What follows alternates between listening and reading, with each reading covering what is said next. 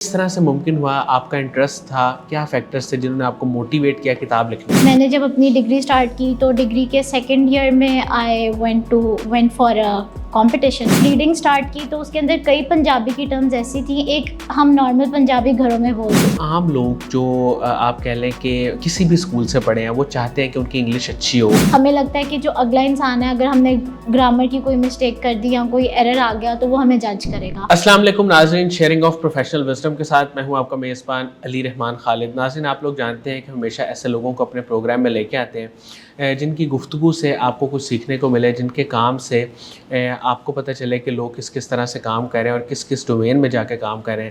تو آج جو مہمان ہمارے ساتھ موجود ہیں وہ بنیادی طور پہ ایک رائٹر ہیں، پوئمس لکھتی ہیں، شارٹ سٹوریز لکھتی ہیں، اور حال ہی میں انہوں نے اپنی جو ایک کتاب لکھی جو کہ بنیادی طور پہ ایک انگلش کتاب کی ٹرانسلیشن ہے، ٹوائلائٹ ان پنجاب. یہ آپ دیکھ سکتے ہیں میرے ہاتھ میں. تو اس کتاب کو انہوں نے کیوں لکھا، اس کو لکھنے کے پیچھے کیا ویژن تھا، یہ ساری باتیں آج کے انٹرویو کا حصہ رہیں گی. السلام علیکم سیدہ سکینہ سلیم صاحبہ، کیسی ہیں آپ؟ وعلیکم السلام، میں ٹھیک ہوں الحمدللہ. آپ کیسے ہیں؟ میم اللہ کا شکر ہے. پہلے تو آپ کا بہت شکریہ، آپ نے ہمارے لیے وقت نکالا. میم مجھے یہ بتائیے گا کہ انگلش رائٹنگ، اور پھر ظاہر ہے کہ آپ نے اپنی ایجوکیشن بھی انگلش لٹریچر میں کی، اور پھر کتاب لکھنا ایک مشکل کام ڈیورنگ ڈگری، یہ کس طرح سے ممکن ہوا؟ آپ کا انٹرسٹ تھا؟ کیا فیکٹرز تھے جنہوں نے آپ کو موٹیویٹ کیا کتاب لکھنے پہ؟ میں لکھ رہی تھی فرام آئی واز 16 ایئرس جب سے میں نے لکھنا اسٹارٹ کیا تھا. تو رائٹنگ کا ایک بیک گراؤنڈ میرا پہلے سے ڈیولپ ہوا تھا، لیکن پہلے it used to be blog writing یا کوئی بھی پروز کر لیا، ہلکی پھلکی پوئٹری کر لی. لیکن جب میں نے اپنی ڈگری اسٹارٹ کی back in 2020 from Punjab university, تو میری ڈگری بھی انگلش لٹریچر میں ہی تھی.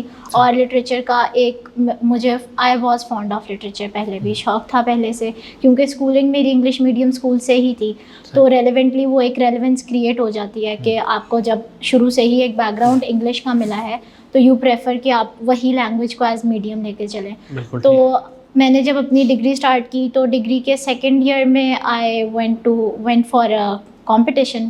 پوئٹری کا کمپٹیشن تھا نیشنل لیول پہ، وہاں آئی گاٹ فرسٹ پرائز.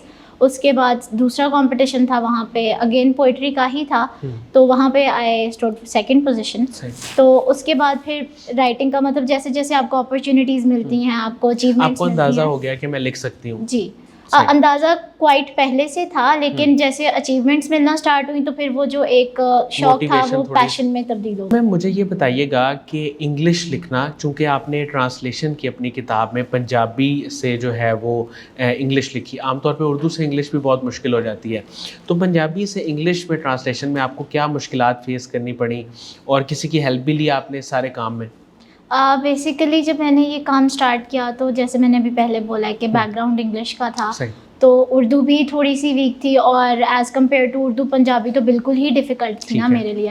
تو دیر واز اے ٹائم کہ جب میں بک پڑھتی تھی تو مجھے سمجھ نہیں آتا تھا نا کہ بک میں کیا ہے. تو لیٹ می مینشن کہ جو بک ہے نا وہ لکھی ہوئی ہے امتیاز سرور نے، اینڈ سر امتیاز سے ڈائریکٹ میرا کانٹیکٹ تھا through a friend of mind. کشف تھی میری فرینڈ جن کے تھرو میں سر امتیاز سے ملی، تو انہوں نے کہا کہ ایسے میری بک ہے ٹوائلائٹ ان پنجاب. تو ان کی جو بک کا ریئل نام ہے وہ ہے لوک کہانیاں. ٹوائلائٹ ان پنجاب اس کو نیم کو ٹرانسلیٹ کیا ڈفرینٹ اپنی بک کے لیے. تو انہوں نے کہا کہ I wanted to get translated. تو پھر میں نے شروع میں آئی وازنٹ ولنگ، کیونکہ میں تھوڑی سی انڈیسائزو ہوں بائی نیچر بھی، تو میں نے پہلے تھوڑی سی ریلکٹنس شو کی.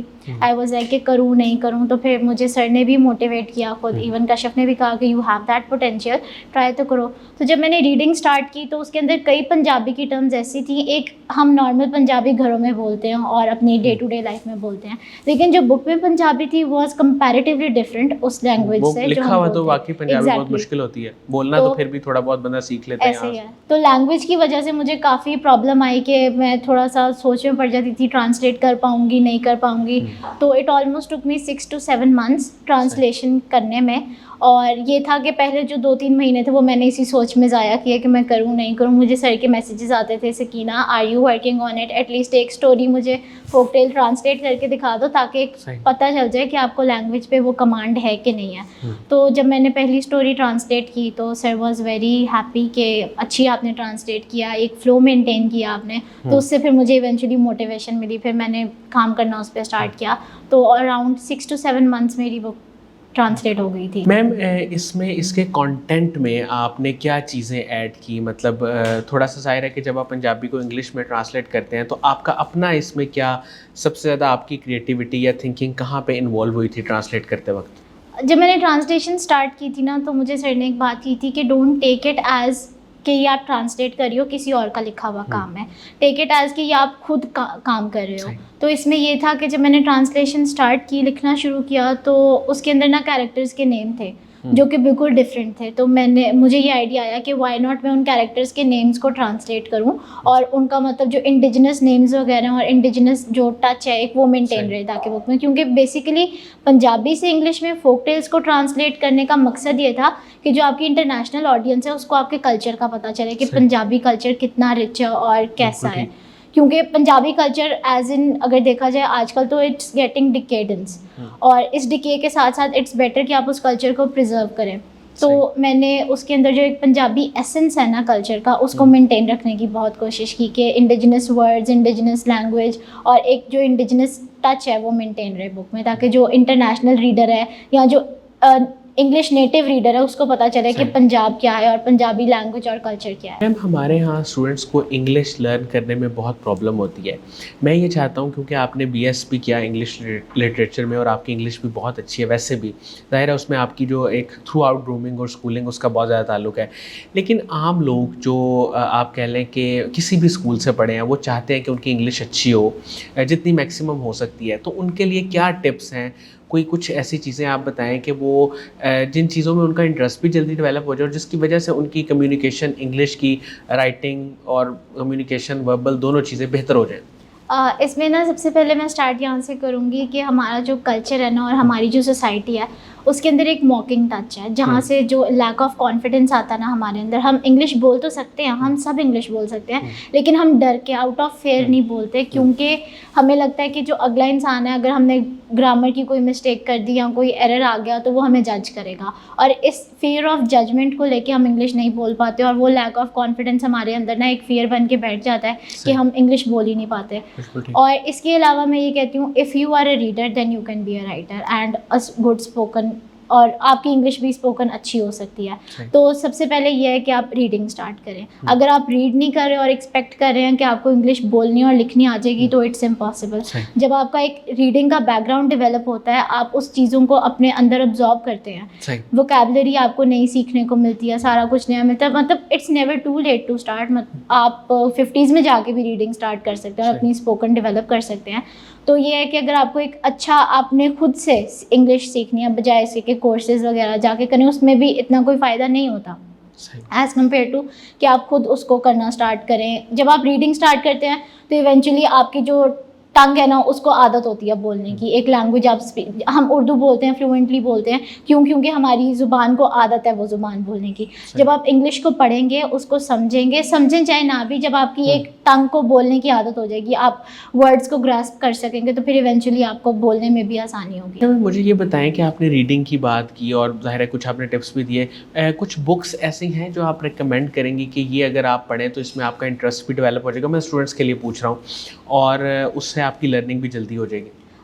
रीडिंग के लिए हर पर्सन का जॉनरा डिफरेंट होता है. मतलब मुझे फ़िक्शन पसंद है, मेरी कई दोस्तों को नॉन फिक्शन पसंद है. हिस्ट्री की मैं बिल्कुल पास नहीं जाती, लेकिन मैंने हिस्ट्री भी पढ़ी है.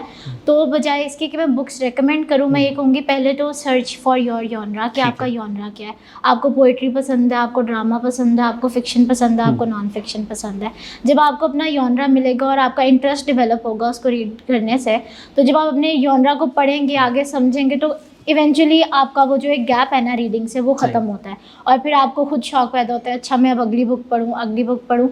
मुझे याद है हम लोगों ने स्कूल में जब शेक्सपियर पढ़ा था, तो उस टाइम पे एज छोटी थी, आई वॉज बैक इन 4 जब मैंने फर्स्ट टाइम शेक्सपियर का प्ले हैमलेट पढ़ा था, तो मुझे नहीं समझ आई थी. अब जब आके डिग्री में दोबारा वो मैंने प्ले पढ़ा, तो उसकी जो एक वास्ट कैनवस है ना, प्ले क्यों लिखा शेक्सपियर ने, किस वजह से लिखा, और सोसाइटी का क्या उस टाइम पे रोल था, सोसाइटी स्टैंड किधर करी थी, तो वो एक चीज़ का मुझे एक्सपोजर मिला कि अच्छा this was the reason Shakespeare wrote this play. और उसके अंदर मुझे ना उसकी एक लाइन बहुत पसंद है, टू बी और not to be, that is the question.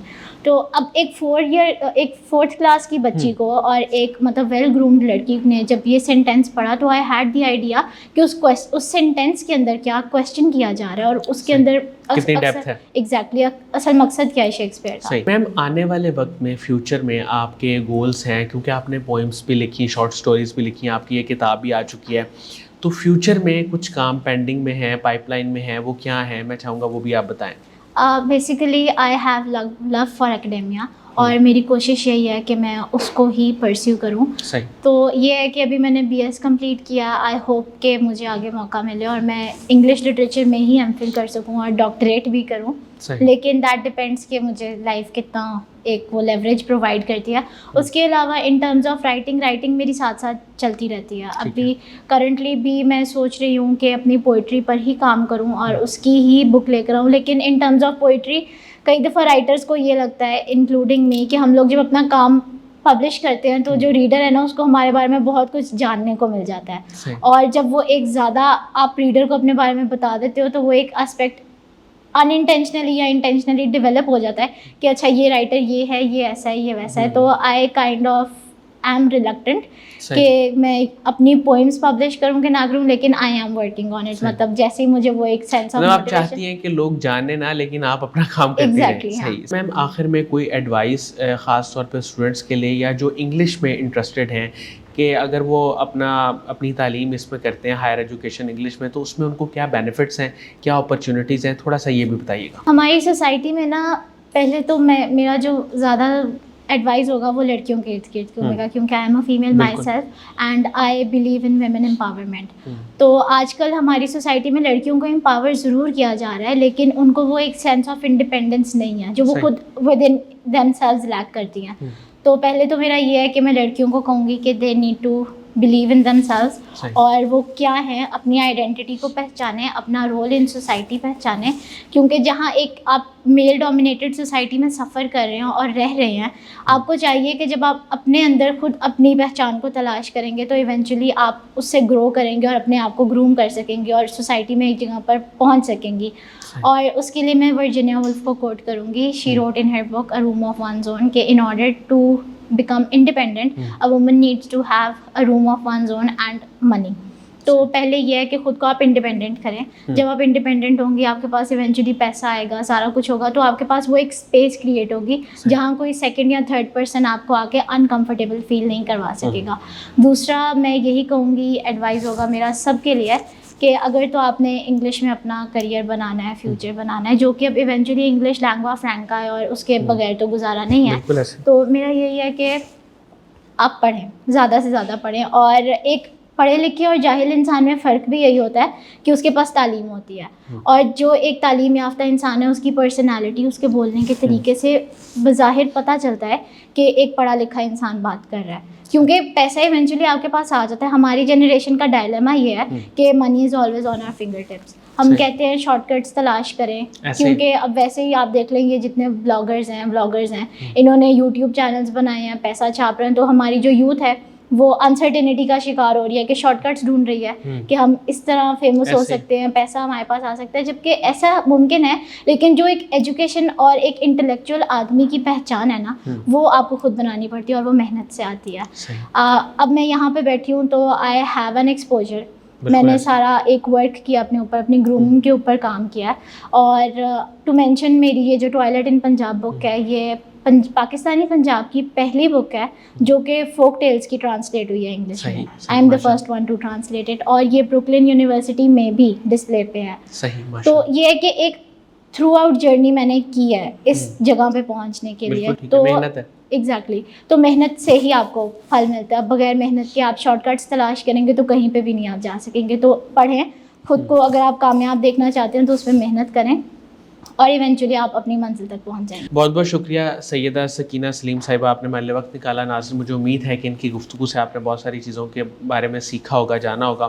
اور خاص طور پہ یہ جو ان کی کتاب ہے ٹوائلٹ ان پنجاب، جو اس وقت آپ دیکھ سکتے ہیں میرے ہاتھ میں یہ ریکمینڈ بھی کروں گا کہ آپ لوگ اس کو ضرور پڑھیں تاکہ آپ کو ان کے کام کے بارے میں مزید پتہ چلے. اور اس کے ساتھ ہی اجازت دیجیے، انشاءاللہ دوبارہ حاضر ہوں گا ایک نئے انٹرویو کے ساتھ. تب تک کے لیے اللہ حافظ.